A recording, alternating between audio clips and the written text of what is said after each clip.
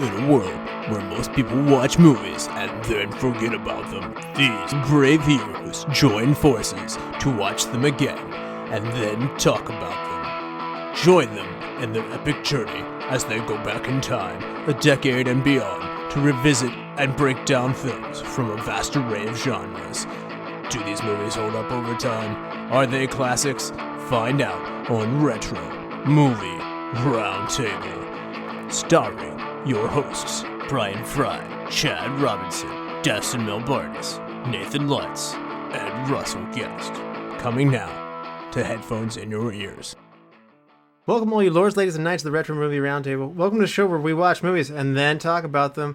Today I am your host, Russell Guest, and joining me is, for the 100th episode, my good friend and co-host, Chad Robinson. How are you doing, sir? I cannot believe we've done 100 of these. That's right. I mean, time flies when you're having fun, but we called in one of our best and most frequented guests on the show, someone who's filled in when we need a co-host fill in many times before. We have the most beautiful guest we've ever had, my wife, Mary Guest. How you doing? I'm good. I'm actually honored to be on the 100th episode. I didn't know that until just now, so that's cool. Yeah, the century mark. Now, Mary, we got to get to know you a little better here. What is your favorite dance scene? Because today's movie is going to feature Travolta, who's quite the dancer from his movies of like Saturday Night Fever, Gries, and Pulp Fiction. What is your favorite dance scene from a movie? You know, that's hard because it's not just in the realm of musicals. There's a lot of types of movies that actually would have dance in them. So there were two things that came to my mind. I always loved the deleted scene from The Wizard of Oz with the scarecrow bouncing around from fence to fence. I think that's just such a fun way. That's a fun dance scene to me. The other one that comes to mind is the dance scene in The Labyrinth with David Bowie. It's sort of a magical scene. So there are kind of more than two ways that you could go about, evaluating your favorite dance scene. So certainly good choices. And Chad, what about you? What's your favorite dance scene? Well, it's not the one in Spider-Man 3. I think I'm gonna go with the time warp from Rocky Horror. It's just a step to the left. Yes. Jump to the right. Put your hands on your hips. I'm out. He's out on the pelvic thrust. Yes. Mine's gonna be, I'm gonna go with Make 'Em Laugh from Singing in the Rain. This is one that we covered. Excellent. Yeah, we actually covered the time warp as well. So and we covered Wizard of Oz. So maybe our watching of these movies is affecting our, or we're touching a lot of great movies. Maybe it's that one. So I do want to give a runner up to. It's not my favorite movie in the world, but the dance scene from Napoleon Dynamite at the end was unexpected and ridiculous and absurd, and Canned Heat by Napoleon Dynamite does crack me up. So I'm going to give a nod to that one. So now, Mary, what's the last movie you saw? I think the last thing I watched was the movie 10-Inch Hero. I was looking for things that the Supernatural cast had done after that show ended, because I was definitely feeling a void in my life. So I found that free on Tubi. All right. Chad, what about you? What's the last movie that you saw? This was my first 2021 official movie. A lot of the 2021s were technically 2020. Willy's Wonderland, which growing up in Charleston, West Virginia, we had Billy Bob's Wonderland. This was a Nicolas Cage horror movie with animatronic animals attacking people. Nicolas Cage didn't have a single line in the entire movie, and I loved it. It was just nuts, and I recommend everybody go see it. Okay. Sounds interesting. I haven't heard of that one. And the last movie that I saw was Sherlock Holmes, the sequel, which was Sherlock Holmes, A Game of Shadows from 2011. So, you know what? These movies are more fun than I thought they would be. I've now caught both of them, and so I was skeptical towards them because I didn't like the idea of Sherlock Holmes going around punching people and getting into action scenes. But maybe I'm just loosening up here, and I've had fun with those. Boo. Give me Benedict Cumberbatch. Okay. All right. Now, what movie are we going to do today, Mary? We are going to talk about the movie Get Shorty. That's right.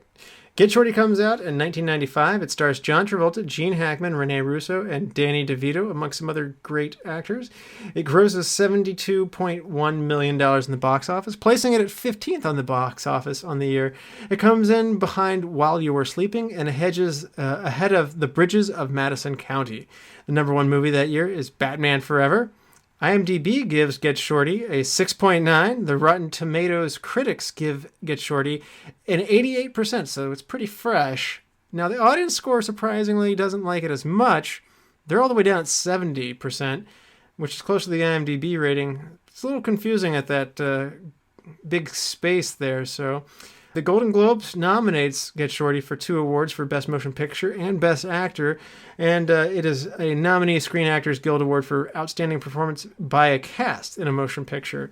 So quite an ensemble here. Let's start with you, Mary. Had you seen Get Shorty before? If so, what was your background with it the first time you saw it, and what was it like coming back to it now? Well, this has an interesting history. I found this in a bin of discount DVDs. I think we had stopped at a gas station somewhere in the middle of Pennsylvania, and they had an incredibly good deal on a bunch of movies, and I think, it was like 5 for $20 or something like that, and we found several things that we knew we liked, and we were like, okay, what's the next thing we're going to buy? And I saw this in the bin, hadn't seen it, but just judging by the people that were in it, I was intrigued, and I thought, well, it's just worth it for the price of a rental, so why don't we just buy it?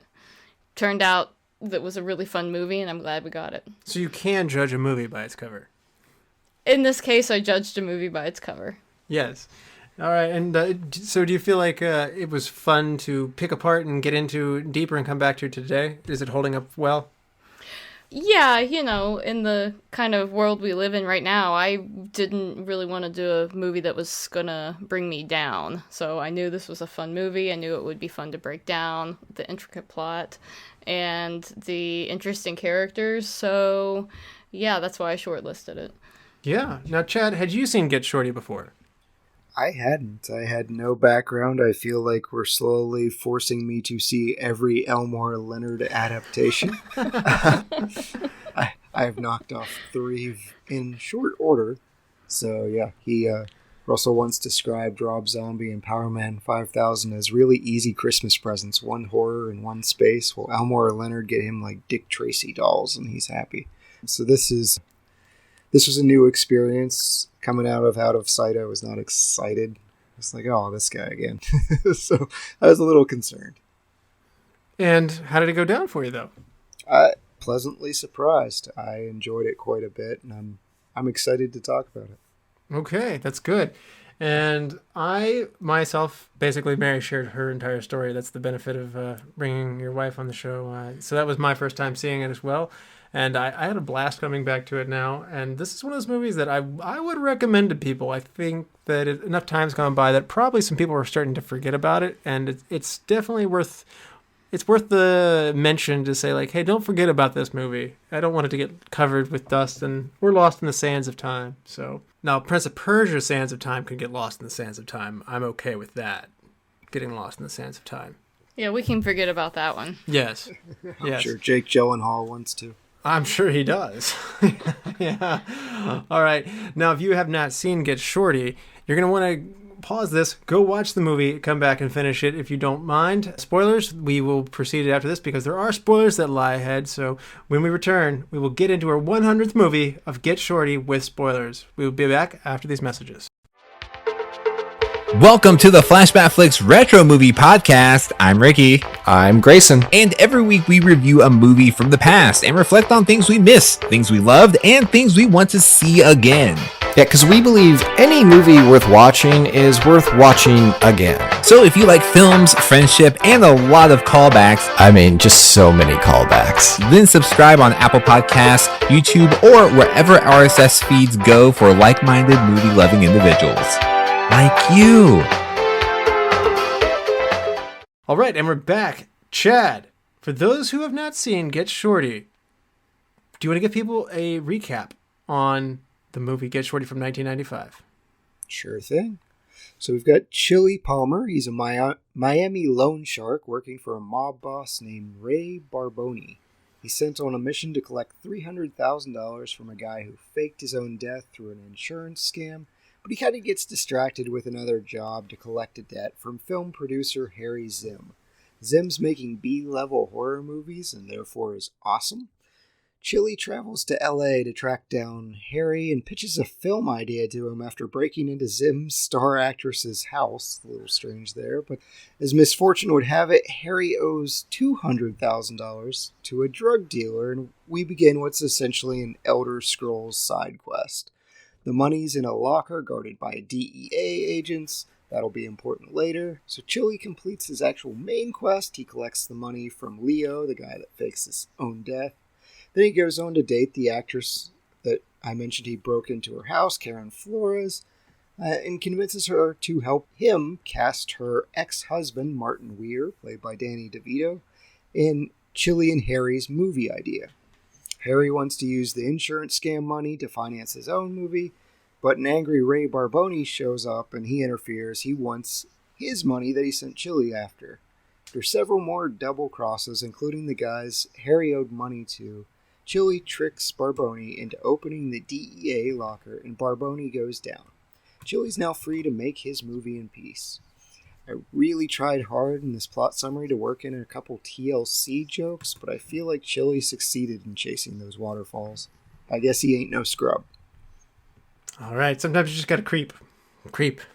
Ah, very good. Couldn't work red light special on. Now, Mary, what do you think about the story of Get Shorty? It moves around a lot. I'm really intrigued by the way the story unfolds in such a fast pace. Especially in the first half of the movie, it's going from one thing to the next really, really fast, but it's doing it in such an interesting way. And I love how the soundtrack in particular indicates a major plot turn or twist or plot moment, and it kind of really pulls me in and keeps me engaged. So I really enjoy the way the story is told in this case. Yeah. Now, Chad, look at me. What'd you think about this movie? It's in the story. Yes. Later on becomes, I'm the captain now. I feel like they stole that. Yeah. Elmore Leonard certainly has a pattern for his novels of double crossing and drugs, and they even mention, okay, it doesn't make a good story unless there's a woman in it, as far as the romance. So they were almost breaking the fourth wall with their own movie of saying, this is how it goes. But yeah, it was fascinating going from place to place. It was a little bit frenetic, like Mary was saying, of, all right, Chili's in this, but this person owes this money to random party 3, and party 3's double crossing. So I kind of feel like there's a Always Sunny in Philadelphia episode where but the character goes insane and he's got all these connections and red strings tying things together. I felt like I needed to do that at one point, but it was good. Yeah, the story moves fast and it's constantly adding new layers and new pieces, but I have to say that it's all put together very tightly, and you could get lost and turn to the person next to you and be like, wait, who's so-and-so, or wait, where's that money? But it's one of those things that's good because it forces you to pay attention and keeps you engaged, but also it makes it pretty rich to go back to. You can really start to fully take it in upon second, third, and fourth viewings, and I think that intricacy gives it a lot of rewatch value. And I think that this is presented in a very clear and understandable way to where the complexities, for me, highly rewarding. Although, Chad will tell you, Mary will tell you, I like a complicated plot. That says this is, you can check mark a box next to me. So, I mean, it's not Christopher Nolan complicated, but it's still, it's intricate. Yeah. When there's more than one double cross, it starts getting complicated. And this one has at least 3. Yeah. Now, Mary, I know you watched Jackie Brown with me, and we've covered Out of Sight as well. By the way, shameless plug, check out episode 77 for Jackie Brown from 97 and episode 96 for Out of Sight from 98. Those are both Elmore Leonard novel adaptations, as well as this is. Now, Chad, you did a good job of keeping a good face on for Out of Sight on the Out of Sight episode, but you were not fully enthusiastic, and I could tell that, and you were not as into that one. Do you want to compare Get Shorty to Elmore Leonard's other works for you, and how it stacks up? Yeah, that's an interesting question because they all have slightly different influences. Jackie Brown is more the blaxploitation, whereas Out of Sight was a little bit more romance influenced, and this is just more comedic, I think is what I'd go with, like a dark comedy possibly. So they all play a little different. Jackie Brown's definitely the hardest of all the subjects. It's a little more depressing, where Get Shorty, it's just a little bit more fun. I know some people would argue Out of Sight is fun as well. That one, I would be one of those people. Yeah, that one, the romance didn't work for me. So the cast didn't work for me. Poor George Clooney. He tried. Okay. Now, Mary, what about Elmore Leonard's intricate storylines, but also his plot? His characters. He does a great job of writing good characters and rich dialogue with less than savory people. Yeah, I find the characters to be a huge reason that this movie is so intriguing. Each person is so unique, and I love the way that I think there's some moments where John Travolta has some lines that are just so self-aware, and I love that about the movie. There's a line in there where he says, "Yeah, I don't think the producer has to know much," and it just comes off in just the right way because the tone of the movie plus this characterization and this level of what Chad was talking about of breaking the fourth wall. It just grabs me, and the people who were in this movie bring so much life to it that, yeah, it's really hard. Probably to do the superlatives was probably one of the hardest movies I had to do the superlatives to because everybody's so good. For sure. And I like what you mentioned there, that self-awareness of the Hollywood movie-making machine is one of my favorite parts of this movie as you go back and look at it. It takes it from just being a mob movie and starts to add in another realm of comedy. So, like, they're taking a lighthearted mob situation, but I really enjoy them, looking at getting a movie off the ground, low-budget film producers, and how unethical they are, and the flakiness of big-name actors, and looking at all these stereotypes and personalities of this world in Hollywood. And, a lot of that's pretty rich. And watching it come together and clash with the mob world and seeing the similarities in how they both are out for money and, like, they're both, trying to get deals done, but also see how these two worlds collide. That's a whole lot of fun. And it's unexpected for me. I don't know. What do you say about Chad? Like, do you like this more from the mob movie side, or do you really enjoy that movie making, fourth wall breaking stuff? Yeah, I think what works for me is to lean more into the Deadpool realm of movie making, where it is self-aware. Even little shots like they take at Touch of Evil. Want to go watch Charlton Heston be a Mexican, like stuff like that. The engagingness of watching Travolta quote Touch of Evil while he's watching the movie. I thought that was really cool. That was a cool touch. And even when they're playing back and forth, Chili and Bo rattling off casting, and they're talking about real world actors and who to put in this movie, those are great scenes. So yeah, for me, it's the fourth wall breaking, the self-awareness, and just the lightheartedness of it.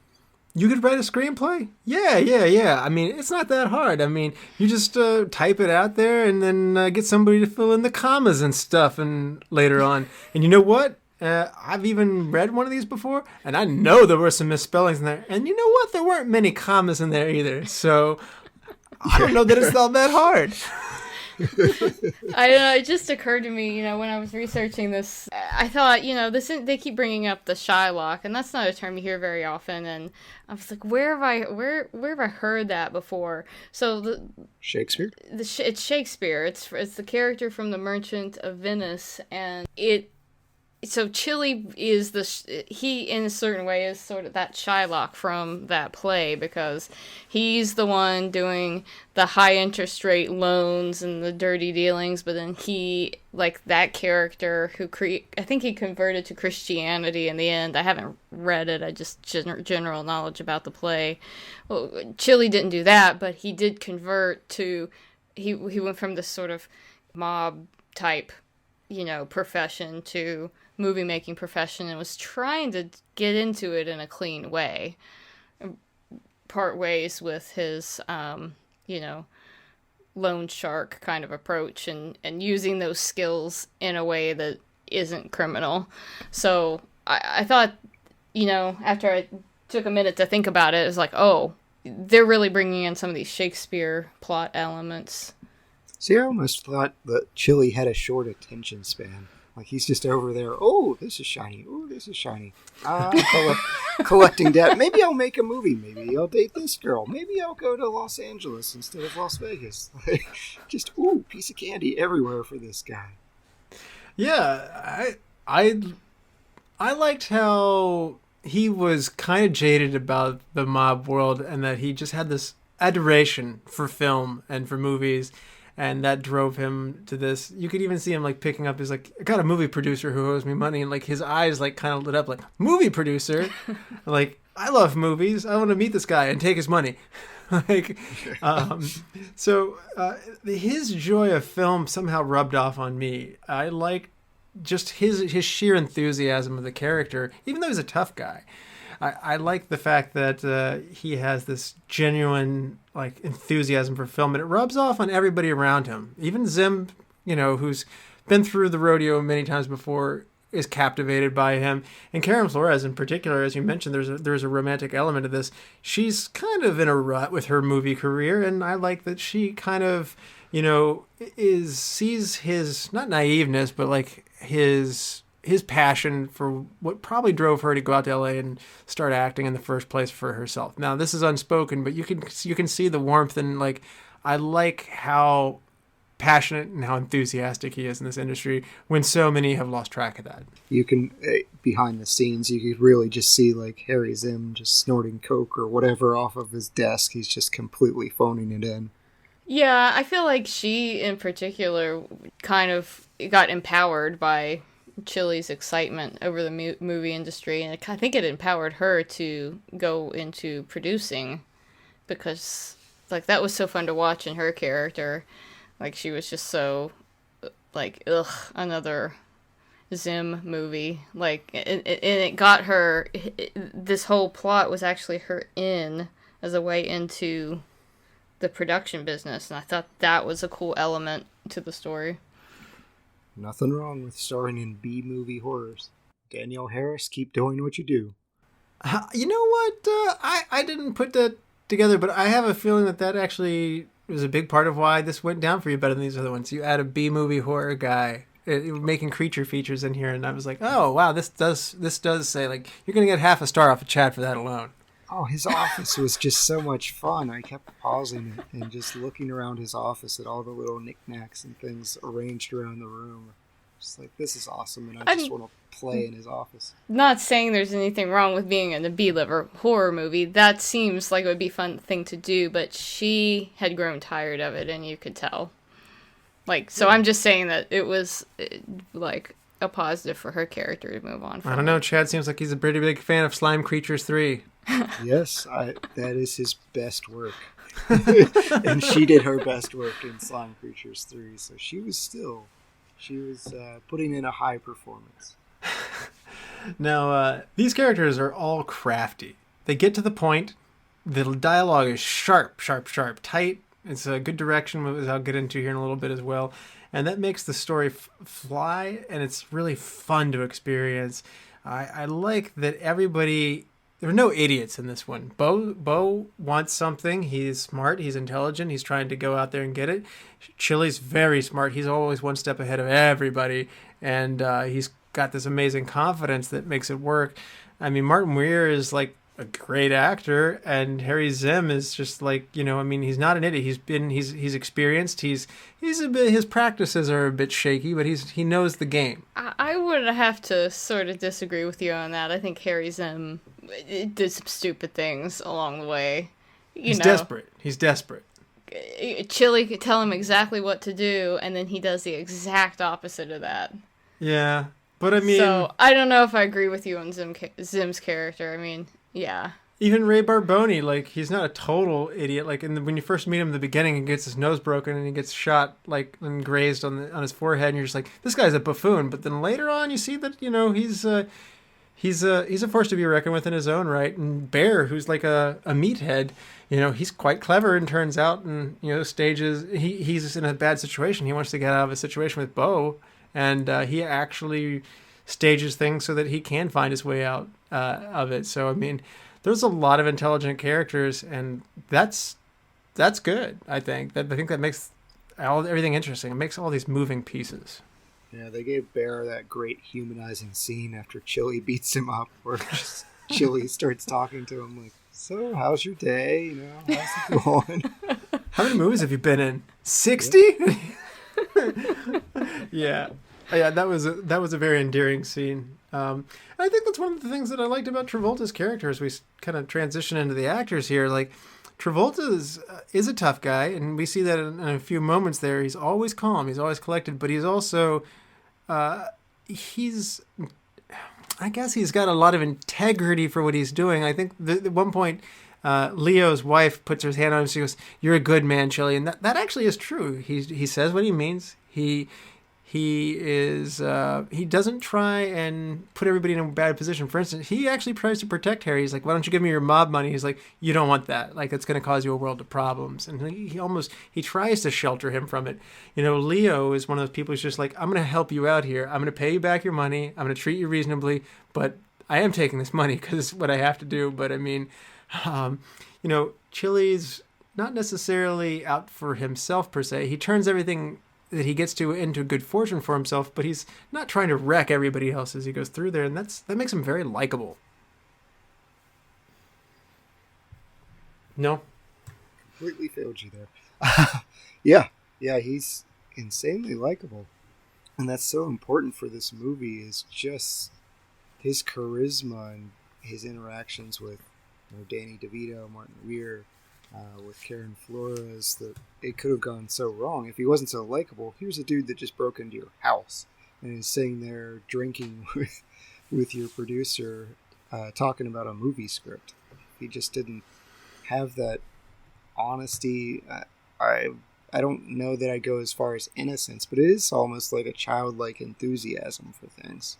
Yeah. Now, Maris, the film cast includes one Oscar winner with Gene Hackman and 5 Oscar nominees with Travolta, David Paymer, Danny DeVito, Harvey Keitel, and Bette Midler. This is a pretty heavy cast, particularly for a movie of this nature. Does it have good chemistry? We got a lot of great characters. Do the actors do a good job with it? Oh, for sure. I think that the interactions with all of your main characters are fantastic. I think Chili interacts with everybody really well, particularly DeVito, and with James Gandolfini. Yeah, they just, there's something that feels really authentic about these characters and their interactions. So yeah, I think that this is an incredibly well cast movie. Yeah, Elmer Leonard said at this point, he said this was by far his most pleased that he had been with any of his film adaptations. He said that this was just such a talented cast and crew to make it all work, and it was a proud success for him. Even going into the Hollywood premiere of this movie, he was one of the high points of his life. He was really excited This all came together for him well. And according to the executive producer, Barry Sonnenfeld, other producers were considering Travolta for the lead role even before his Pulp Fiction comeback. And it's one of those things where, funny enough, Travolta initially declined the offer to be in this movie, he was convinced by Quentin Tarantino to do it. Quentin actually told Travolta that Elmore Leonard was one of his favorite authors and that he loved the book Get Shorty. It was one of the best adaptations, and it's a great script, and he loved it, and he thought that John would be right for the lead role. And Travolta talks about this in an interview, and he says, Quentin got to me, he's like, I heard you turned down the part for Get Shorty. Why'd you do that? And I don't know, I read the script, and it was, he's like, and he just cuts him off, he goes, this is not a movie you say no to. This is a movie you say yes to. and Quentin being so bullish on this is one of the things that empowered Travolta to come back, take a second look at it, and to ultimately do it. So without Quentin Tarantino encouraging him to do so, you don't get Travolta in the seats to do so. And, it's one of those things where I know you're not a big Travolta or Tarantino fan, Chad, but I'm glad that he got Travolta in this movie, aren't you? Yeah, definitely. And I think it's so strange, and I can't imagine him in this role, but they were going for Danny DeVito as Chili Palmer at first. But Danny DeVito had a scheduling conflict, so he just took the lesser role of Martin Weir, which he nailed. But they just said, I don't know anyone more self-assured than Danny DeVito, and that was the primary trait of Chili Palmer. Interesting. Can you imagine Danny DeVito doing this one instead of... I actually can. Really? I mean, I can't imagine him throwing James Gandolfini down a set of stairs, but I do think that would be hilarious. Yeah, I mean, actually, now that I said that, maybe I would like to see that on film. No, Danny has a sense of cool and smooth about him, and I do think that those qualities that John Travolta, a good fit for the role, also would have made Danny DeVito have that same sort of suave that the character Chili has. I actually kind of think that it could have worked with DeVito. You would have had to get creative with some of the fight scenes, maybe, but I mean, this is not the kind of movie that, I mean, to have it a little bit over the top is just, it would be okay with me.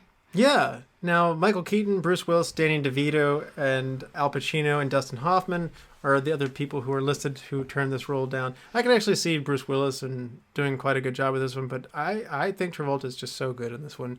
I just can't imagine any of these other people, once you've seen Travolta do it. I mean, Travolta's got a long career and a large film library. I haven't seen all of it, but this is up there for me. This is, I mean, obviously, I love the movie Gries. Chad, am I wrong in saying this is highbrow, this is high cut for Travolta? Yeah, I think it might have even been Sonnenfeld that said this is the best acting job that John Travolta's done, and I don't know that I disagree with him. That's fair, because I can't say that he was acting awesome in Gries. It's just the production of Gries. Yeah, this might be my favorite performance in terms of his.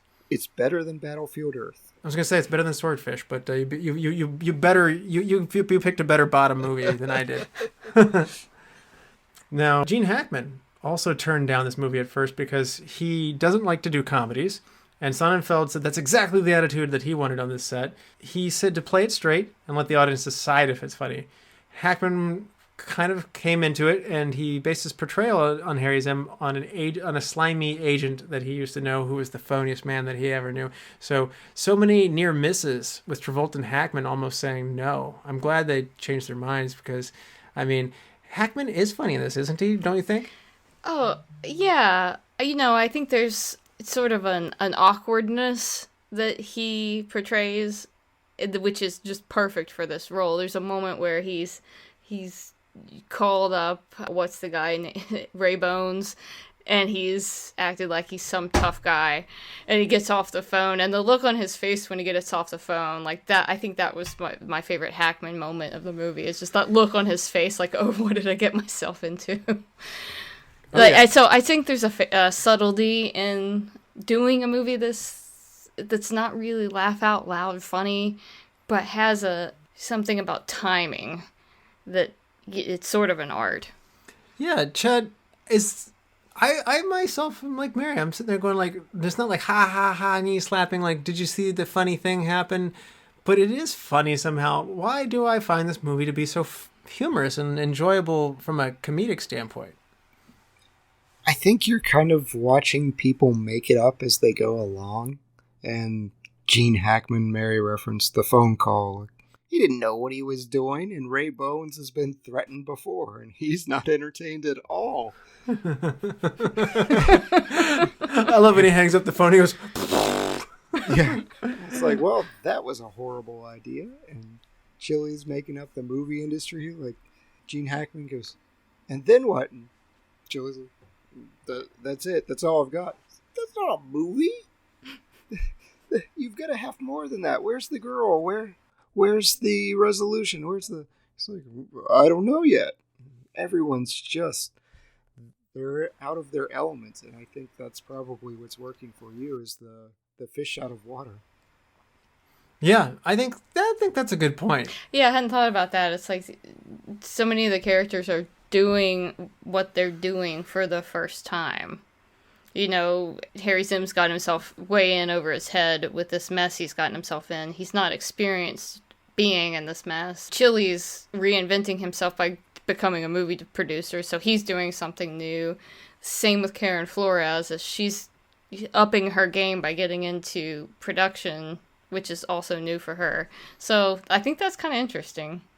Bo wants out as well. Puts all of these characters at a little bit of a disadvantage because they're not experienced doing the thing they're trying to do. Yeah, I agree. And I just think it's one of those fun things to see everybody stepping on each other's toes in a dance. You know, everybody kind of wants the same thing, and they're starting to conflict unknowingly at times, overlapping each other. It's funny when Ray Barboni walks in the airport just as just as Chili Palmer is walking out. And like you see all these moving pieces and how they ultimately come to impact each other directly in the end, even though everybody's motivations are completely disconnected. So it's not exactly a symphony of harmonies. It's interesting. It's more like a moving gears. Yeah, and I think that the music, the soundtracks kind of accentuates that movement. There's great moments like when Chili is talking to Leo's wife and she says, "Oh, I wish he was dead," and Travolta has this moment of pause before he turns to her really abruptly, and when he does that, this great song starts playing, and it like took that gear, that turning gear, and jerked it all the way around so that now we're at a new plot point. So it's kind of like the music is accentuating those turns of the gears. Yeah, that's a good point. And it's like I'm expecting something really awesome to come after that music starts. Yeah. Another fun casting story here is that Rene Russo first met director Barry Sonnenfeld and Danny DeVito at a restaurant, and she had an allergic reaction to the sesame seeds in her tuna salad. She broke out in hives, actually had to go to the doctor, and she was pretty sure she wouldn't have gotten the part. Sonnenfeld felt sympathetic for her and assured her the role was hers. So, you know. You almost kill someone. Yeah, you should cast them. Yeah, that's what I was going to say. Like, hey, sorry we almost killed you. You can have the part. She did a good job. She did. Yeah, I think that a lot of the things that I was talking about with the subtleties of facial acting with Gene Hackman, she's also really good at. She's really great at her eye movement where she kind of is talking. She's making Harry Sim think she's talking to him, but that's not where her eyes are. She's actually talking to Chili because her game is now something that's different. And I think she's really great at those subtle communications. She's one of the sharpest characters because she's not from the mob world, but she knows when something's fishy. She sits there and goes like, I wouldn't go check that locker out. or like it's like, don't be that stupid. He is the Shylock. Like she's really keen on what's going on in Chili's world, even before she really gets to know him and really knows all of his world. She's got a good sense for that, and she certainly knows the Hollywood industry. She knows all the ticks of what Martin's going to order off the menu and be pretentious and make something up and make the cooks make something for him that they don't even have on the menu, and and she calls it ahead of time. She knows she's actually one of the sharpest people in all of this, and to some degree, she and Chili make such a good team. She has a pretty good head on her shoulders, and his confidence pair well, and that's why they are able to get through. Yeah, she's also a really tough character. If you think about it from her point of view, she does not want to put up with Martin Weir again. They had a marriage, ended badly. I'm sure she does not want to deal with him. And she puts all of that aside because she sees an opportunity for her to move up in the movie world, and she doesn't let that baggage get in her way. Yeah, when we meet her, she's sleeping with Harry Zim just to get into, the sixth slime creature movie for all we know. I mean, it's quite a change for her, and she's ready to take advantage of it, and she knows what she needs to do, and she's keen on doing it. So I liked her character quite a bit. Yeah, that first scene with her, you sort of addressed it, but it really is subverting expectations. We have this pretty Hollywood blonde starring in B horror movies. Your expectation is, okay, bimbo, whatever, and they're reading off the script. The producer isn't getting it at all, and yeah, she points out, yeah, he's the Shylock. This is obvious to me. So it was nice that this is a smart, valuable character, not just a throwaway. Yeah, she's not an arm trophy or eye candy. And she's actually the one who has the connections to make things happen. She's the one setting up the lunches with people, and she's the one who's actually making it happen. Yeah, you don't get Martin Muir without her. Right. I feel like the Oldsmobile is what really got me. It is the Cadillac of minivans. Oh, the Oldsmobile. What was it, Silhouette? I love so much that later on in the movie, it was almost like a Family Guy joke. They didn't even really say anything, but later on in the movie, Martin Weir drives up in the minivan. He's still driving it around. He's just so excited. It's just a background gag, and that's great. Shirley kept it at the very end, too. So yes.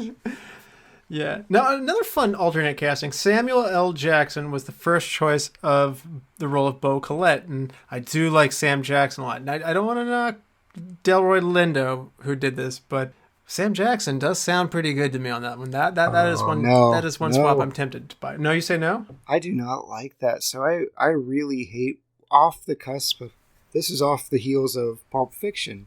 So they wanted to do it again and run it back. I do not want to see Travolta and Sam Jackson because it just points right back to Pulp Fiction. It's like, are they doing the same thing again? I appreciate the new cast. So you if you put Sam Jackson in this one, you would be hankering for a Royale with cheese then. Well, there's that, and it's like, are we now casting Sam Jackson in every single one of these Elmore Leonard adaptations? Like, is this happening? He is in a lot of movies. Yes, he is. He's the most profitable actor of all time. Well, I'm okay with that. I'm a big fan of his. Yeah, he's great. I thought that Delroy Lindo was really awesome. So he is good. I mean, I wouldn't have. Yeah. I thought that he had really good. Also, that subtlety of facial acting where you know that he's kind of getting into a game he doesn't really know what he's doing. Like, you kind of get that sense, it's that same sort of subtleties, going back to what we were talking about with Rene Russo and Gene Hackman. It's like, you get what's going on in his head, but he's playing it cool. And I think that I think he was perfect. Yeah. Now, John Goodman in the role of Bear instead of James Gandolfini. John Goodman turned down this role. What about you, Mary? Do you think John Goodman would be okay here, or you prefer Gandolfini? I like Gandolfini. I think he was great. Okay. Chad, do you want a different Bear? I love James Gandolfini, but I feel like Goodman could have pulled it off. I thought he did a really good job. Oh, brother, where art thou? It would have been a very similar role, except with a little more heart of gold. So John Goodman can be threatening. Yes, he can be. Yeah, but I think that there was something so not threatening about James Gandolfini. Usually is threatening in his roles. He's kind of not here. Well, they do a good job at that because they give him his little girl, and you see him carrying her around, and you do see him like, hey, I told you, don't cuss in front of my little girl. Like, from the very beginning, you see what his priorities are. And I did like when Chili, after he punched him on the ground, to that scene that Chad mentioned earlier. I'm very fond of this scene because he's just like, what are you doing around this guy? I mean, like, out of concern, like, you're a good guy. You're in movies. Yeah. Like, these guys have nothing going for them. Why are you doing this? So. I think that was just Chili's admiration and just idolization of the movies. It's like, you're in what I want to do. You're doing it. And he's like, but I'm just a stuntman. He's like, but you're doing it. Yeah. That was so good. And it made me really like both of those characters in that scene. So And then fun, small, uncredited appearance, but she definitely has more than an uncredited value. Bette Midler, big presence and small doses here. And Harvey Keitel also comes in at the end uncredited. Yeah, I thought that was weird. She wasn't on the cast list. Is she actually uncredited? That's strange. I don't know why that happens. It happened. I mean, she's certainly in it enough to be in the credits, so, but, and then, fun, in addition to Harvey Keitel being on the set playing the meta, version of like the actor playing Ray Barboni is Harvey Keitel. So that was a fun thing to do. And Penny Marshall popping in there at the end too. Big personality there. Yes, that makes me happy to see her. Yes. And there's a little bit of overlap. Barry Sonnenfeld, the director here, was the cinematographer for the movie Big, which was directed by Penny Marshall. So they have crossed paths before, and so they are they are in the same set of associations per se. So shamelessly plug that one, a movie I did not like, and Russell and I will still fight over. Oh, it's a great movie. Oh man, yeah. One of these days, when we get to episode 200, the whole episode is just going to be talking about all the episodes we've done before. Now, interesting notes here about how this movie got made. Director Barry Sonnenfeld bought a Tom Clancy novel with him, and he was going to go on a cruise with his wife, and he panicked. He said, I'm going to go on a cruise, and I'm only going to take one book. I better buy another book. And so he snatched up Get Shorty at the airport. And he was on the cruise, and he just wasn't getting into Tom Clancy. Sorry, Tom Clancy. And he then picked up Get Shorty and was hooked. And he got back from the cruise, and he called Danny DeVito up, and he said, I'm just picturing you in the lead role of this movie. This is such a good book.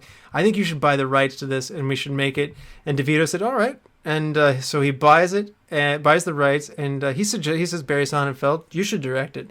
These two know each other from working on the funny movie Throw Mama from the Train. If you haven't seen that one, check that one out. And Sonnenfeld called DeVito up, and he wanted him to do it. And then, as Chad mentioned, DeVito was too busy directing Matilda, so he had to take a smaller role. And I still maintain that Travolta was perfect for it. So, but it's really interesting. Elmore Leonard was pretty concerned initially because Get Shorty might be too silly, because Barry Sonnenfeld at this point has really mainly known as a director from the Addams Family movies. And so this is just interesting to see how all of this came to be.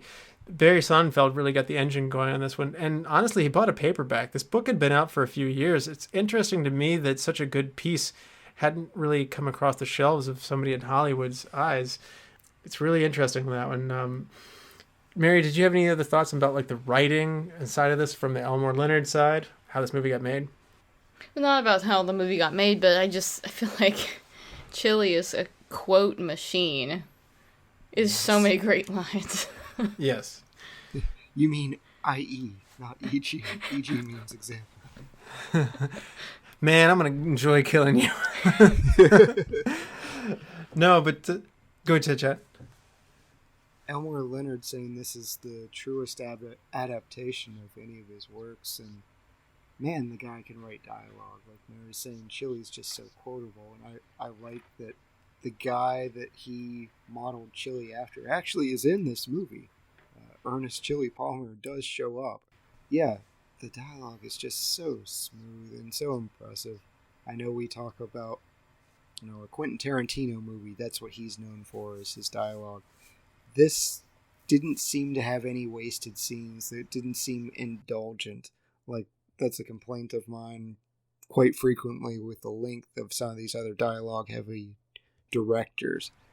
Everything just seemed tight and bang, bang, move, laugh a little, move on, laugh, move on. And it just didn't linger. And I love that when they do it. And you almost would have had Tarantino. So MGM Executive's first choice was Tarantino on this one. They wanted him in this.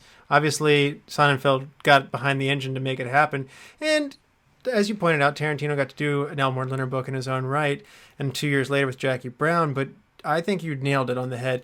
Quentin Tarantino likes what are called hangout movies, and he'll let the camera just roll for extended periods of times with these admittedly interesting characters having tangential conversations that just ramble and roam, and it racks up minutes on the movie. And in theory, people who are fans of Tarantino, and I'm sorry we're not representing those people very well in this podcast, because I, like Chad, prefer a little more focus. I do find it to also be indulgent. And this movie, to me, is more faithful to the Elmore Leonard book. And I think that is really a big benefit. And Sonnenfeld did like the book so much, he said it made his job really easy. And he invited Elmore Leonard onto the set. And he feared a lot of rebuttal from the author coming in saying, oh, Chili wouldn't do that. But Elmore was just quiet.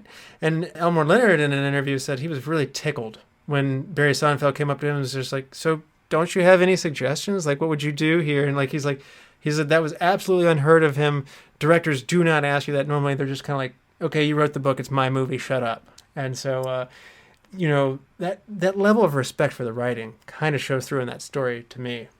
I feel like the guy that directed Addams Family Values probably should be asking for author input.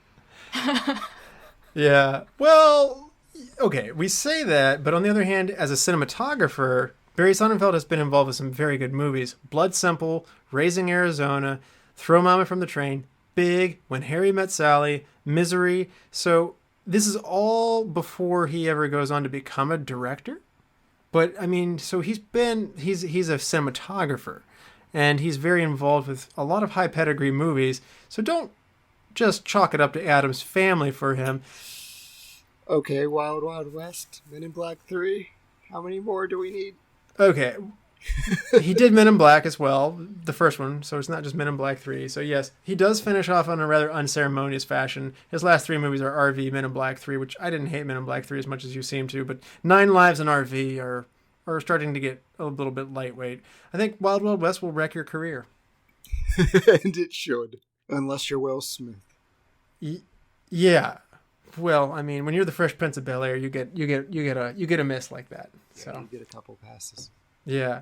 Now, Mary, what do you think about Barry Sonnenfeld as a director? I feel like there could have been a little bit more thought put into the way that the camera is moving and some cinema photography moves. And it was interesting in that interview with him. He actually said now that he's a director, he doesn't care about that stuff, which I thought was hilarious because it's like, well, it kind of shows, but at the same time, there's still some interesting points of view with the camera that are not so much to create a beautiful shot, but to show you something about the characters. The one that sticks out in my mind is the scene on the staircase where Chili's coming up the stairs and Bo and Bear are headed down the stairs, and there's a sense of awkwardness about the way that's shot that's really intentional, showing you that Chili has the lower ground, but still it is the person who dominates the room. It's an interesting shot, and I think there's a number of moments like that where you're kind of getting an unexpected perspective where the camera is versus where the characters are that actually maybe is reinforcing some of the characterization. Yeah, I think there are clever moments of cinematography in this one, whether it be super low angle of Ray Barboni, like on the toilet, like getting him right before he gets a phone call. Strange. Or like I don't know how I feel about that. Or when Bo... With the Mona Lisa behind him. Yeah, that was funny. Or when Bo comes into the limo, and like the limo's made to look extra long because they take the camera and they switch it around so much. It's moments. You're right that it's not highly stylized and it's not that artistic, but I think his benefit here as a director is his tightness in the storytelling. He's very controlled in the editing room. And he's even said, Sonnenfeld said, one of his favorite parts of taking over the seat as a director, which he didn't never want to be the guy who just pointed at everybody and you do this, you do that, you do this, and I'm in control of everything. That was not his mission. He kind of fell into director by people suggesting, hey, why don't you direct this Addams Family movie? Okay. But so he fell into it. But he says the favorite part of directing to him was the editing room. And he said, a movie is as good as it will ever be when it's done in a script before it's ever started to be made. And then eventually actors start to make their own choices in there and pressure you into doing things that you might not want to do. The weather's bad. You have to get behind schedule. You start making compromises and things don't turn out the way you thought they would. Stuff goes wrong. The shark breaks, as they pointed out in Jaws, and he said the movie's the worst it's ever going to be at the time you're done shooting it. And when you go to the editing room as a director, you start to make it better again, and you can bring back the integrity of the story And he specifically wanted to keep a lot of that Elmore Leonard aspects of it. He cut good scenes out of this movie that just weren't part of servicing the plot. So I think probably Sonnenfeld, I think it shows best here, and perhaps in Men in Black's the first one, that he is a good storyteller. He moves things along. Chad said this really moves along. That is the job of the director for sure. I feel like George Lucas has broken the rule of the movie is the worst it will ever be after you're done shooting. He's just not done.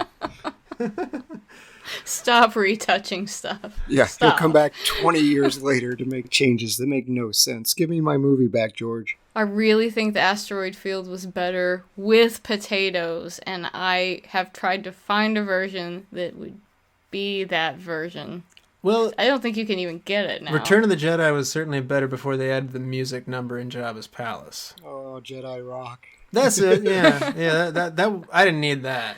Yeah. So what you're saying, Chad, is you don't want Barry Sonnenfeld to come back in here and add some CGI and some extra stuff into this movie in 20 years. You know what? For this movie, if CGI Boba Fett or Jabba the Hutt appears in the background at one point, I don't think I would question it. It's just one of those movies. It's like, all right, that's a fun background thing. So go ahead. Go put Boba Fett in the back of the office, like his armor or something. Why not? That's fair. And another good thing that Barry Sonnenfeld did was he encouraged people to play the part straight. And he had faith that the Elmore Leonard story and dialogue held humor on its own weight. And he got done shooting a scene with Gene Hackman, and he said, Gene, you're so funny. And Hackman was kind of like, I wasn't trying to be funny. He said, no, you were incredibly funny. He said, Barry's like, that's the point, though. I didn't want you to go out there and yuck it up. I find that so hard to believe that Hackman's not trying to be funny, because there's some moments in this one, in particular, he's getting some good laughs from me. Like when he's hurt and he's in that neck brace at the meeting. He's got good comedic chops here. So I think that's just old man not understanding what's funny anymore. And so he's just like, I think the more aggravated he is at being told he's funny, the better job he did. That's fair. Now, did you catch where Barry Sonnenfeld himself pops into this movie, Mary? Yeah, he opens a door. He opens a cab door. Is it for Chili or is it for somebody else? I don't remember. Yeah, but he's definitely it's the for Leo. doorman. It's for Leo. It's for Leo, isn't it? Yeah. In Las Vegas, Leo, you're right. Leo gets out of a limo and he's dressed as a very over-the-top, goofy Las Vegas doorman. I love it when directors stick themselves in movies. That's a Hitchcock thing that I like. More of this, please. Now, he's not as distinctive as Hitchcock. Hitchcock and his big bottom lip. You can spot him from a mile away. Wes Craven sticks himself in a lot of his movies. Yeah. And I think one of the things that you're mentioning here, Chad, is I think Sonnenfeld takes Elmore Leonard's content and makes it fun. Is that fair? I think it came pre-packaged fun, but yeah, looking over his movies, there aren't too many heavy downers here. We're looking at Wild Wild West, Men in Black, Addams Family, and these movies are meant to be fun.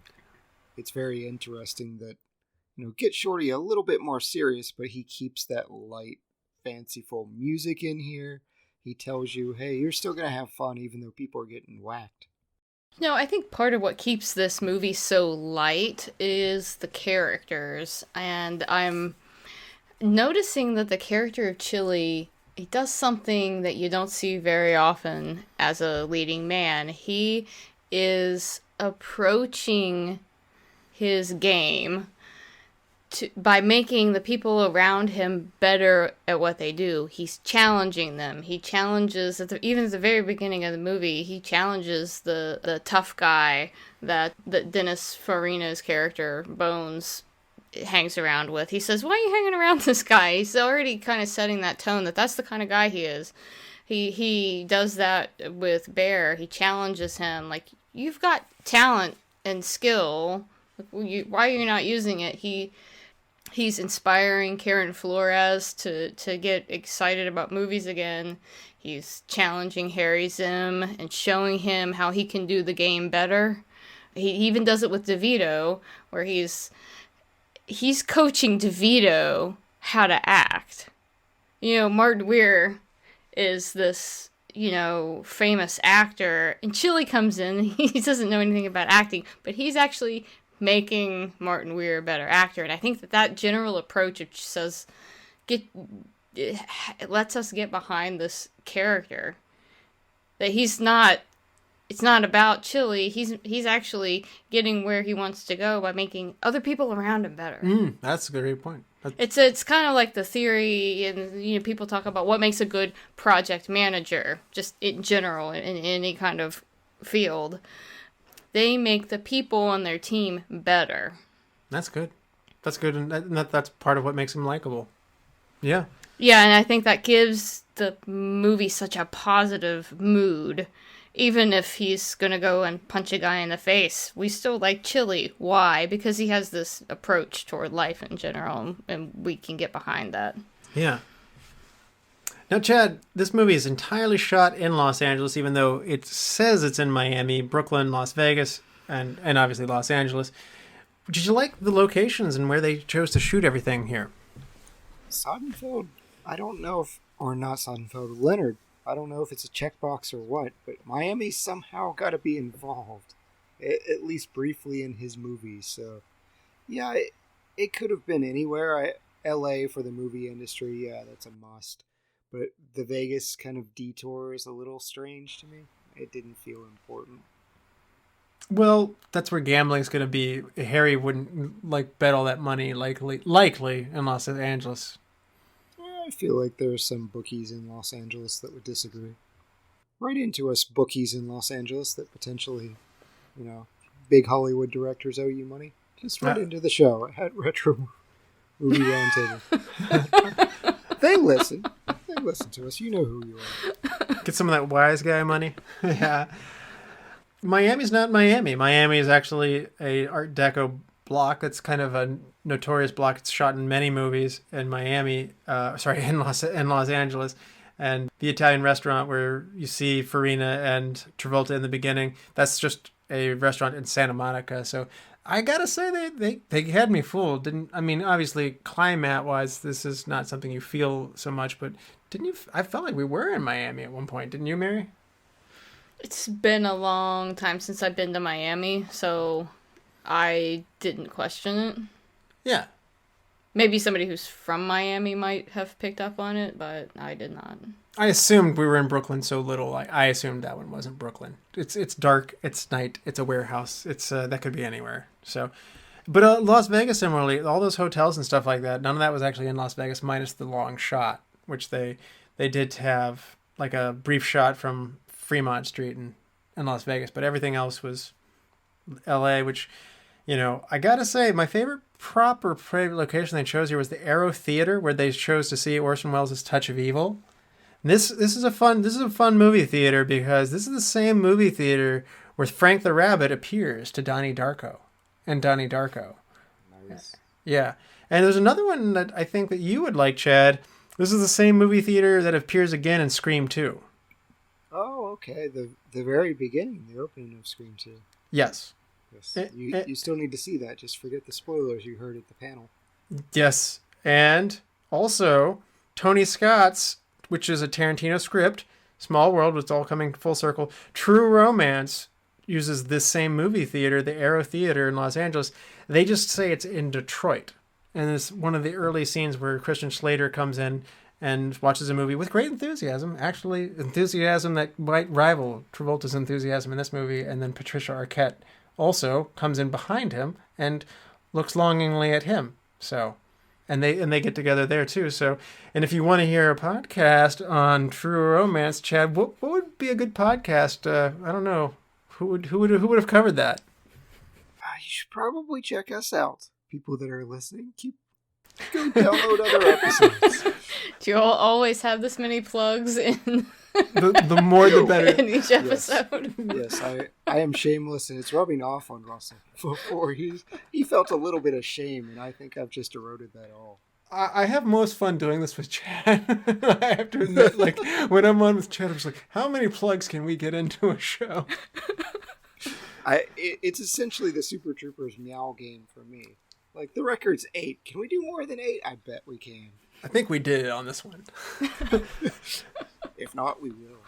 Yes, this is like the soup Nazi of episode of like Seinfeld. Like it's a flashback to all the previous episodes. So it's what you right. And I recall, Chad, we on the episode that we did together, Predator, we plugged a number of your previous episodes. Oh yeah. No, this is this will be my thing. Russell mentioned Jaws. If you like Jaws, I set you up. I was disappointed. I was just like, oh man, you moved too fast. I just couldn't get my plug in. So yes, if you like movies, check out our catalog. We've covered a couple. If you've made it 60 minutes into this podcast, there's a decent chance that you already know about us. But in case you don't, if you just got in the car with somebody who was listening to this, we are your show. So. Oh, people bailed as soon as you said, and my co-host, Chad Robinson. They're like, nope, I'm out. Bring back Fry. I hope they stayed on, though, because he said, and Mary Guest. And they're like, sold. She was awesome in Predator. Yeah. Now, some fun wardrobe things to note here. Do you see, I see different worlds being represented both through the characters, but also through the wardrobe. Mary, did you find any interesting wardrobe choices that they made here? Wardrobe's pointed out a few times. I actually noticed that. Chili points out Bo's too nicely dressed to be somebody who's, coming to rob a place, when he sneaks into the office. And there's the whole thing about, Chili seems to bring the chilly weather with him. It's chilly in Miami. And there's the whole thing about the coat. Raybone steals the coat. So I'm not sure I picked up exactly on different styles for different people, but I've noticed wardrobe being pointed out in the movie by the characters. Well, I think Chili is actually a New York gangster in Miami, and he doesn't reflect the Miami sensibilities. He's got this all black coat, leather jacket, dark color shirts and stuff like that. So to some degree, Chad's right. Like, he's a fish out of water even at the beginning of the movie. He doesn't fit into this Miami world. He doesn't jive he doesn't dance to their beat. He has no respect for them. No, he has no respect for you. Yeah, Bones has got the kind of reddish tint in his suits and things like that. The very almost Cuban influenced Miami look to him. Yeah, pastel colors. I mean, it was no greater accentuated than at the end of the movie where he's wearing like a light pink jacket and light gray pants and stuff with it. Like, this is Miami. The cabana type look, yeah. And you called out, he's like, man, they put a lot of bronzer on him, so he's like super over tanned as well. Mr. Miami there. And then Bo Catlett in Los Angeles, he thinks of himself as being a more stylish man. He's a mob man, but he has this aspiration to be in movies, and you can see it in his house as well as his clothes. He fancies himself as a man of style, but it all kind of doesn't really go together. A lot of bold choices. And, he's got a lot of modern art in his house, and it doesn't necessarily, I'm a huge modern art fan and a modern architecture fan, but it's funky in a way that's not necessarily sophisticated. And I think he wants to fancy himself as sophisticated, but he doesn't know really what he's doing. Doesn't know how to put those commas in there either. That's fair. Yeah, so LA world versus Miami world versus New York world all coming to clash. I just thought Martin Weir didn't come off as being... I thought he should have cared about, his stuff. He didn't seem like Mr. Hollywood guy who would be caring about, my Versace shoes or, whatever. You needed him in, a fur coat. Yes. On the couch. How good would that be? Add to the ridiculousness while he's being super serious. Yes. I'm for that. And Zim, what did you think about Harry Zim? I mean, doesn't he just seem sleazy when you meet him? Zim's wardrobe is... It's got something about it that says he thinks that he is being... I don't know. The director look, but it's just not... It's not coming together well. It's falling short of what he thinks it is. He looks disorderly. Yeah. That's the give up look. He's given up. He's my lot in life is slime creatures. That's my claim to fame. So I'm just gonna give up. No suits, no anything. Just whatever I pick out in the closet first. All right. I actually thought it was interesting for the Karen Flores. In her movies, she's got that blonde wig on and she's got short skirts. And when we see her at home, most of the time she's just got on an oversized Lakers t-shirt, just her natural hair. She's not done up, and I think we get a really sort of authentic vibe off of her character because she's not putting on an act. I gotta hand it to Rene Russo. It's really hard to look good while wearing a Lakers t-shirt or any piece of garb, and she pulled it off well. I mean, I hate the Lakers. So, soundtrack. Chad, what did you think about the soundtrack here? I loved it from the very start. Man, it grabbed me at the intro and just kept going. The music was delightful. John Lurie, who did the soundtrack, did just an amazing job. The genre is called soul jazz. It's a subgenre of jazz, and it was just so much fun. Mary's commented on it a lot, of driving the movie and highlighting critical points, but it just told me, hey, we're in for fun, and we're gonna keep having fun. I was happy that the music stayed in that tone throughout.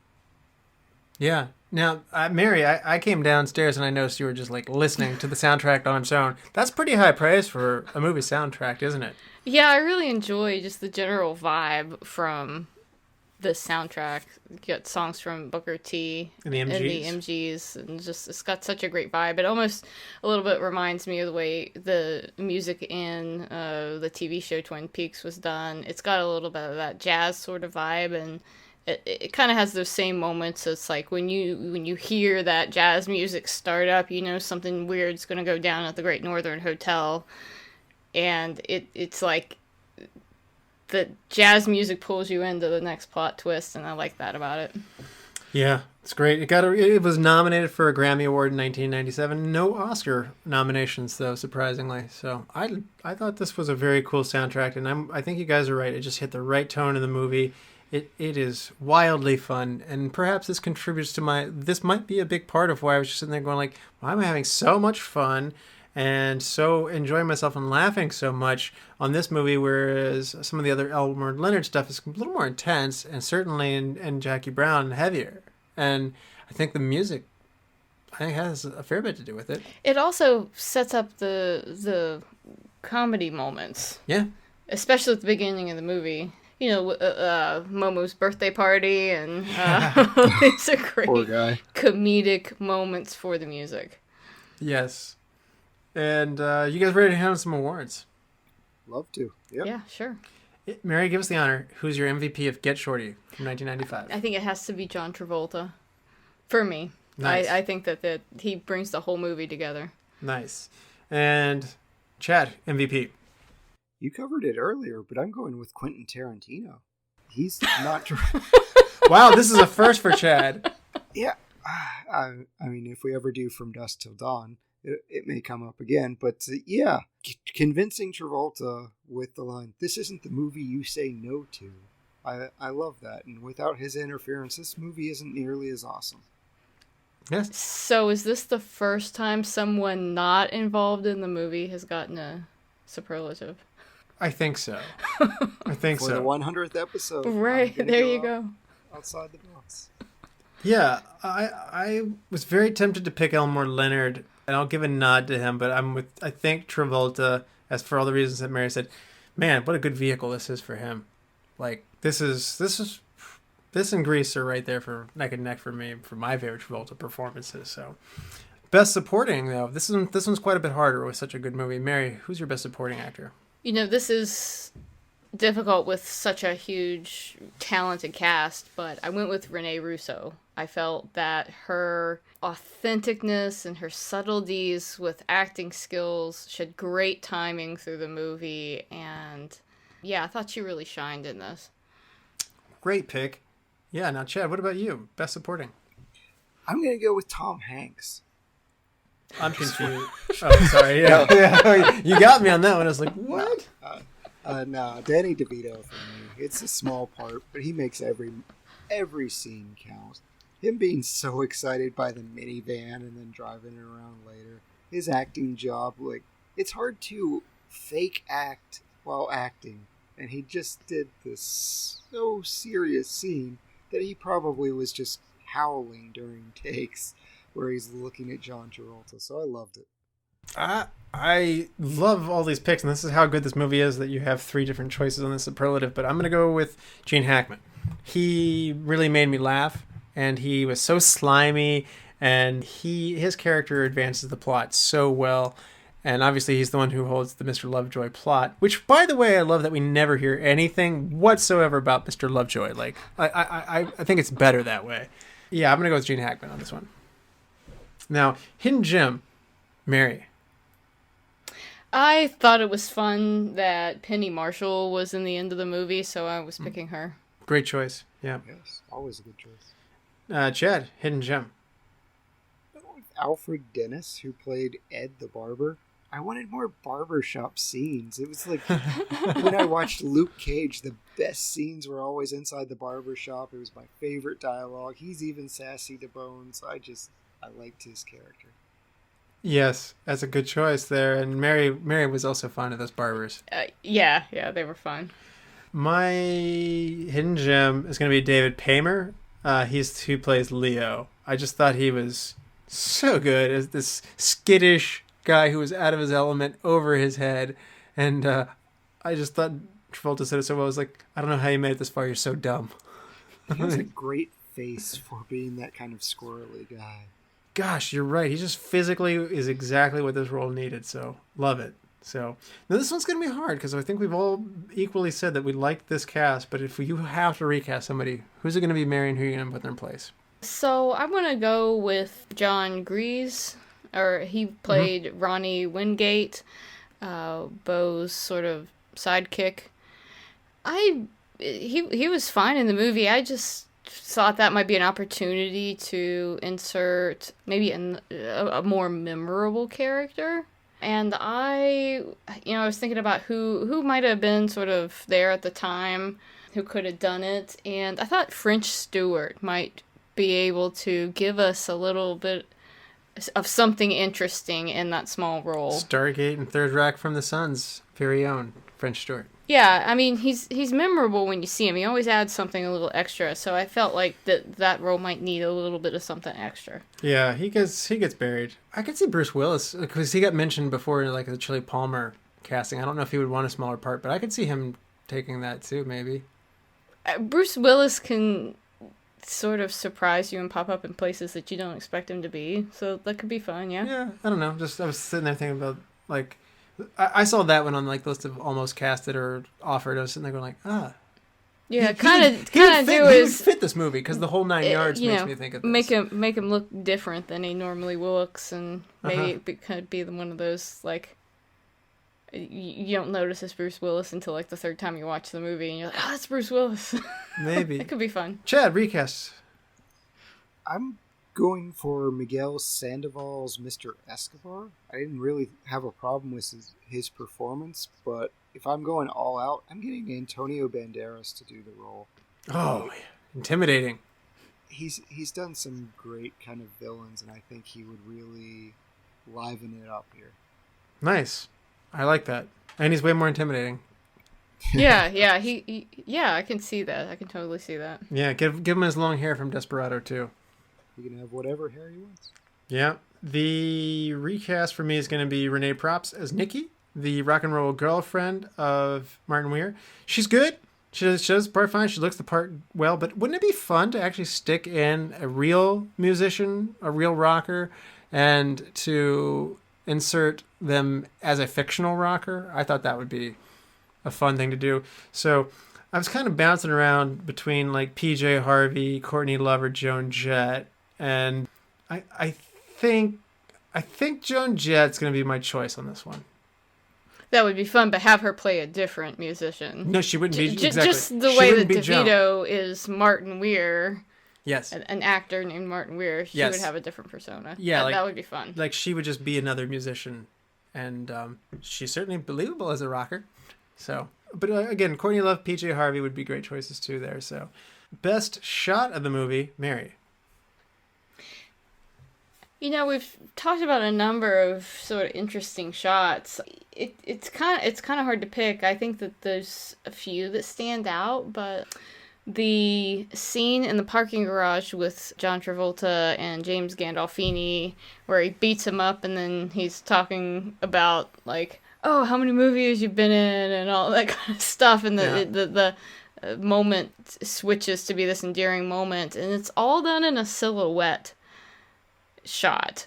They were in shadow with the bright sun in the background. It's kind of unexpected, but I like it. It's a low perspective too. Yeah, like something really compelling about that scene. I can't quite articulate it well enough. Yeah, I like that. The focus is really in the center of that shot. It's really vertical because there's cars on the left and right, and so they're really focusing. Yeah, you see in Travolta's in silhouette and Bear is in silhouette. There's something interesting going on there. Yeah. It almost prepares you that he's going to knock him down on the ground. Like it's the shot set up to be down on the ground before it gets there. So that's a great choice. I like that choice. So that's what I meant. Like, there are good moments in here. Chad, do you have another one of those good moments than best shot? You know what? It's from probably the best scene, or will come up as best scene, but really the framing of the faces during that look at me scene. They get these full-on shots and just stay with the faces, and they linger there probably longer than you normally would, just for comedic effect for John Travolta and for Danny DeVito of, okay, we're going to really stare into their eyes, and it was almost the Zoolander Blue Steel type moments.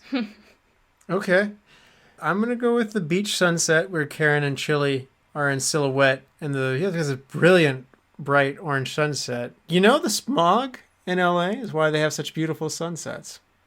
Yeah, and I thought that scene was really super weird. Yeah, Mary didn't like this scene. She mentioned to me ahead of time that she wasn't really like this. High saturation, monochromatic scene.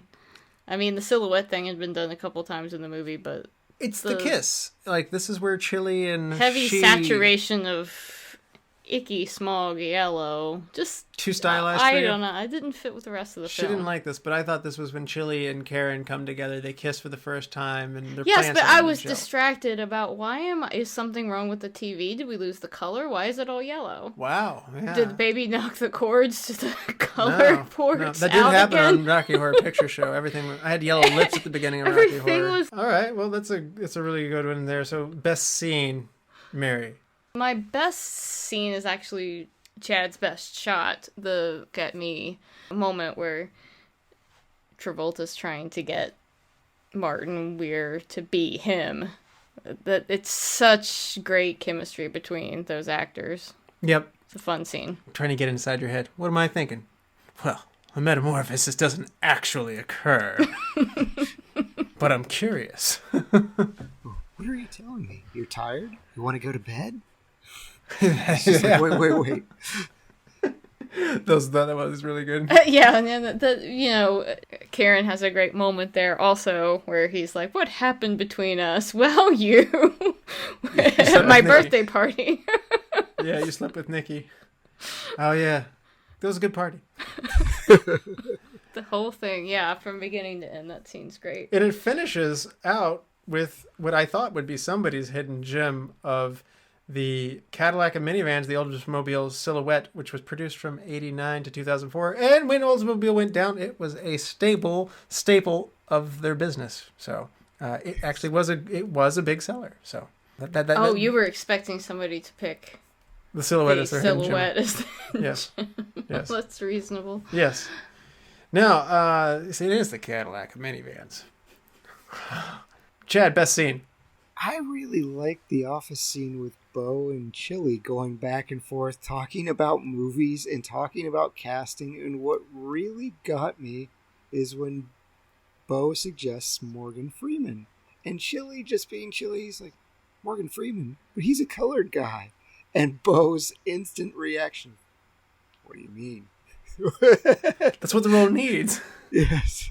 And Chili's just like, oh, misstep here. But yeah, they're back and forth rapport, even though they're enemies, just discussing movies. I mean, hey, it's this podcast. Yeah, they have I do like their back and forth. Even from the first time you meet him, it's like, am I talking to him or am I talking to you? You can talk to me. Yeah. I thought so. Like, right away, those two have good chemistry for sure. My best scene's going to go to Chili at the theater. And when he watches the Orson Welles movie, Touch of Evil, and we talked about it, his sheer enthusiasm that he has, and Karen comes in and watches him, without him realizing she's watching him adore this movie. And he says the quotes in the movie, and Karen and her own love of movies is rekindled, as well as her interest for Chili starts to grow as well. So what a good scene that is. So I think it was Ebert, but someone within Hollywood called it the most engaging scene they'd ever seen. Wow, I got Ebert on my side. That makes me feel good. Thanks, Chad. That makes me feel good. Chili sits at Harry's desk, and Bo and John sit with Harry behind them as a close runner-up for me, though. Like when Chili's giving him all these instructions for what to do, and he doesn't follow them very well, or at all. Yeah. Like that whatever you do, don't tell them about Mr. Lovejoy. Here, this is what I'm working on, Mr. Lovejoy. Immediately. Yes. Yeah. Couldn't have gotten it more wrong. Yeah. Absolutely. There was a lot of power in that scene between all the players there. So great choice. And that would have been a nod for me. So best wardrobe moment. This is a fun wardrobe movie, as we talked about earlier. But Mary, what's your favorite piece of wardrobe? Chad, why don't you take this one first? Best wardrobe or makeup in the movie. I like the bandages and the makeup for Ray Barboni on his nose. Oh, yeah. I forgot about that. He just winds up looking like a buffoon. And like you said, he's competent, but he is the butt of the jokes. He gets shot in the head, skimmed, and then when he's seen with the puffed up nose and the bandages on the toilet, like, they did a great job of just kind of making him the butt of the joke. Yeah, and I'm going to go with a makeup moment here. Mine's going to be Gene Hackman when he's hurt and has that neck brace on. His face is done up in a very bruised way, and he was supposed to have his jaw wired, and he's in utter pain, but he's not going to miss this meeting with Martin Weir. This is his movie, or is it? And they would go around talking. It's just like, yeah, the money, and the romance. Girl, what girl? and he's. We both like people getting hurt. Mary, let's bring this more highbrow. I guess my favorite wardrobe moment is the whole thing about Ray Barboni stealing the jacket, and then that it's that jacket that Travolta's insistent on getting. He goes in, punches the guy, and gets the jacket. Had his car keys in it. Yeah. He's a very good customer, though. I eat at Subway a lot, but it doesn't allow me to take people's jackets. And just another one just occurred to me. There's a moment where Chili asks Bear, "Oh, this is new shirt? It's a different type of hibiscus, right?" Yes.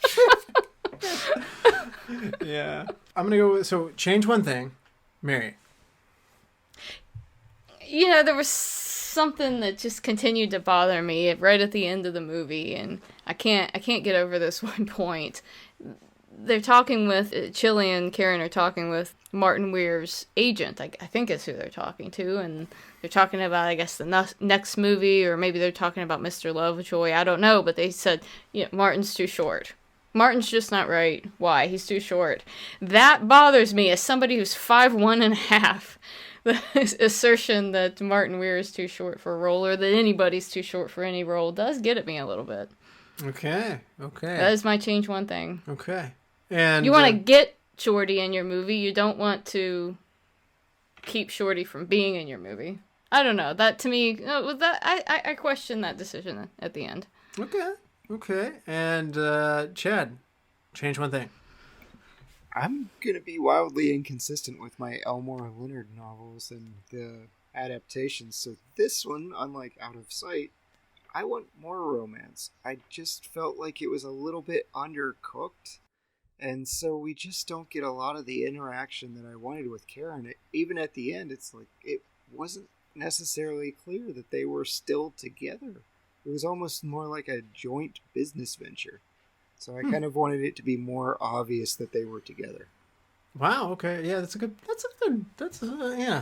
that's fair. And you might think you would get that in the sequel to this, Be Cool, but only Travolta returns, unfortunately. So, Yeah. And he is cool. Yeah, he is cool. The reviews on that one are not as kind to that one, so this was definitely the better movie. So now, change one thing for me is going to be, I'd like to see Chili not be a smoker. He's made to be a tough guy, but this is 1995. Your hero, your good guy, your protagonist. I don't want him to smoke. Okay. Yeah. Yeah, I think that's fair. Oh, You can have Barboni smoke because he's a buffoon. But You've got the Hollywood guy from Family Guy. Smoke. Yeah. Smoke. yeah, you know, if you must give him something to do with his mouth, give him a toothpick or something. Yeah, I think this was around the time that people were starting to be more conscious of should they put smoking in their movie or not, maybe not. So I feel like somehow this didn't catch up with where things were going. Yeah. Yeah. Now, best quote of the movie. If you want to see a lot of smoking, go back and watch Asphalt Jungle. Chad has set you Oh, up. yes. They did not really know back then. I don't remember what year that movie's from, but Somewhere in the 50s. nobody was really considering it a negative thing at that And point. if you want to hear us talk about Asphalt Jungle, you're in luck. Get another plug in there. I did that on purpose. Keep them coming. Oh, gosh. Shameless. Shameless, yes. Yes. Now, best quote of the movie, Mary.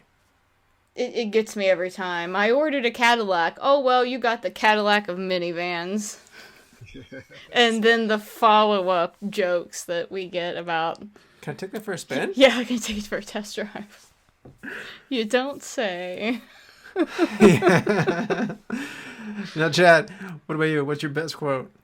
I'm going back to the barbershop scene where Chili's like, so you tell me you're never going to sleep again? Tommy goes, no, I said I'm never going to bed. There's a difference. See, the article says most people die in their beds. I figure as long as I stay out of bed, I'm safe.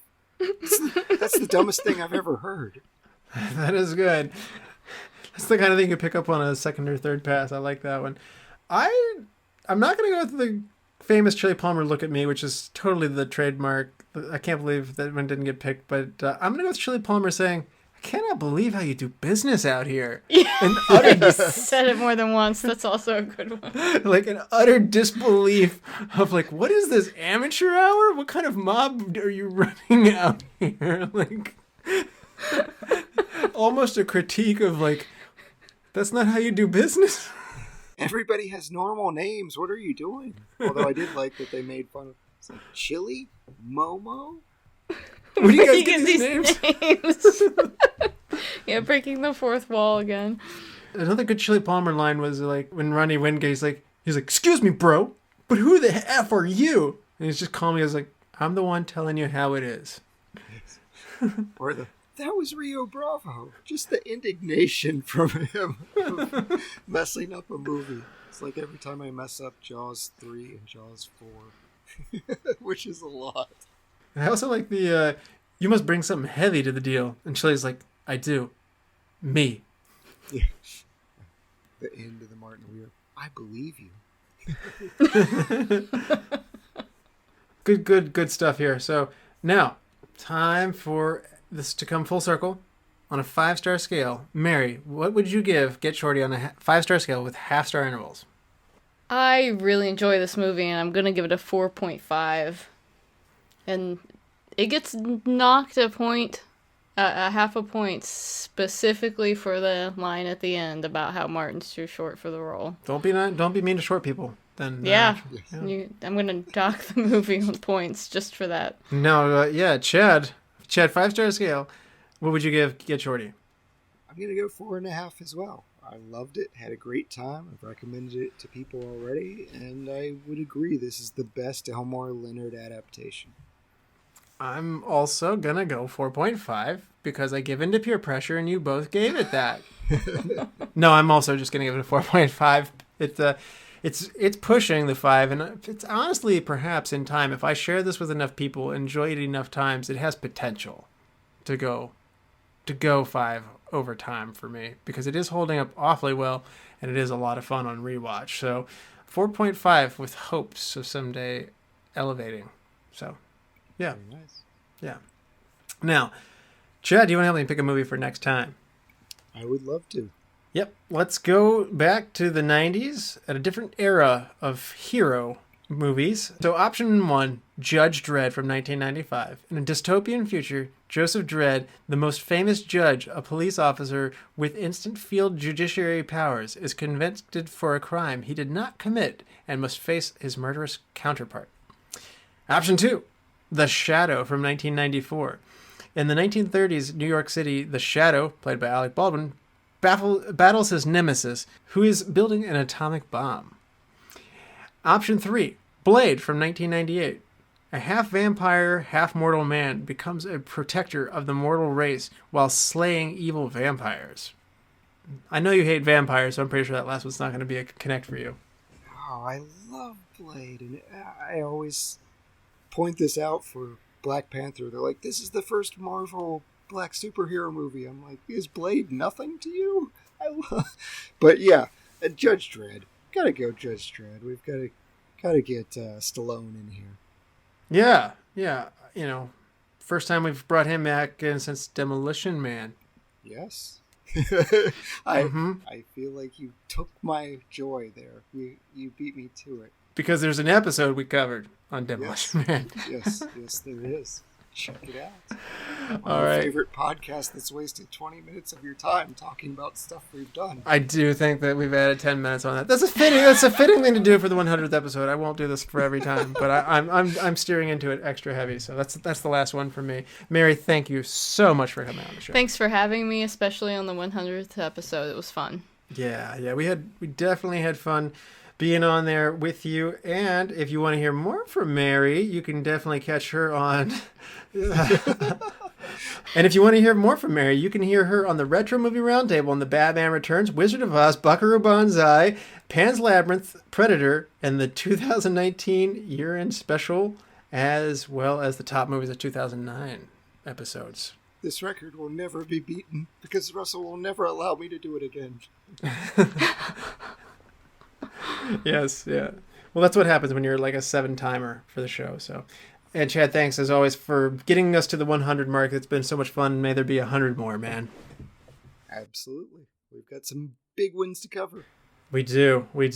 And remember, all the lords, ladies, and knights of the Retro Movie Roundtable, we invite you to reach out to us. Tell us what you want to hear. Tell us what you think of the show. So subscribe, rate, and review to us on iTunes, Spotify, Stitcher, Google Play, wherever you get your podcasts. Give us a like on Facebook. Follow us on Twitter at @movie_retro. Email us at retromovieroundtable@yahoo.com. And producing and providing the show is fun but not free, so we invite you to support us on our Patreon page.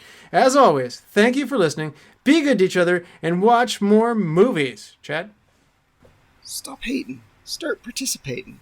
Come on. Twinkle, twinkle, baby. Twinkle, twinkle.